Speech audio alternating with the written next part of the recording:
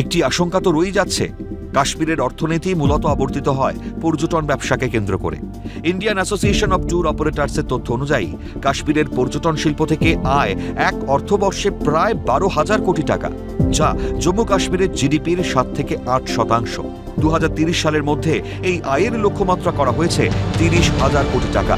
কিন্তু পেহেলগাঁওতে পর্যটকদের ওপর হামলা কাশ্মীরের পর্যটন ব্যবসার মেরুদণ্ড ভেঙে দেবে বলেই মনে করা হচ্ছে।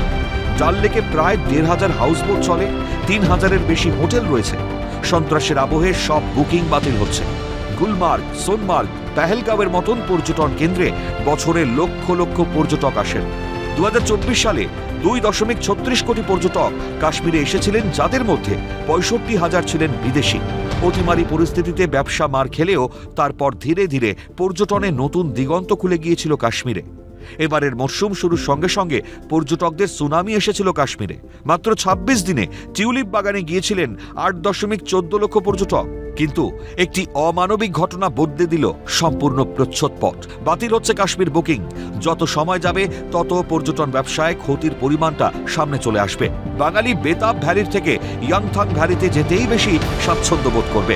ডাল লেকের থেকে ছাঙ্গু লেক অনেকটা নিশ্চিত ভ্রমণস্থল বলে মনে করবে। ট্যুরিজম একটা এফেক্ট পড়বেই পড়বে, এবং সেটা পড়েছে।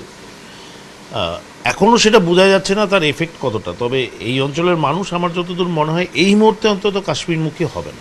দার্জিলিংয়ে বুকিং বাড়ছে এই ঘটনার পর, বা খোঁজ নিচ্ছে যাদের কাশ্মীর। না দেখুন, দার্জিলিংয়ে আমাদের এখানে বুকিং অলরেডি হয়েছিল, সামার সিজন যেহেতু এটা অলরেডি আমাদের এক্সিস্টিং, আমাদের বুকিং অধিকাংশই হয়ে আছে। দেখুন, হয়তো আগামী দিনে যারা পাহাড় যেতে ইচ্ছুক, কাশ্মীর যখন তাদের কাছে অল্টারনেটিভ থাকবে না, কারণ তারা হয়তো বা আসতে পারে।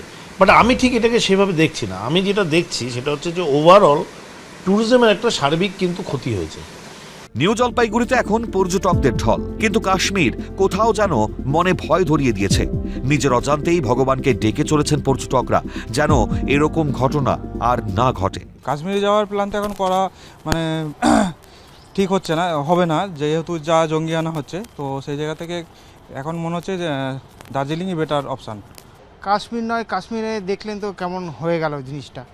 তো আমাদের মানে পরিবারের সবাইকেই যে একটা মানে মানে কী বলবো, সিকিউরিটি বা মানে কী বলবো বুঝতেই পারছি না যা হয়ে গেল। এবার কি তবে কাশ্মীরের ভিড় জমা হবে উত্তরবঙ্গে? এমনভাবে ব্যবসার ভালো হোক চাইছেন না উত্তরবঙ্গের পর্যটন ব্যবসার সঙ্গে জড়িত কেউ। তবুও হয়তো তাই ঘটতে চলেছে। আবার রুটির জন্য হাহাকার উঠবে পাকিস্তানে। অভাবের সুযোগ হয়তো নেবে বিচ্ছিন্নতাবাদী শক্তিগুলো।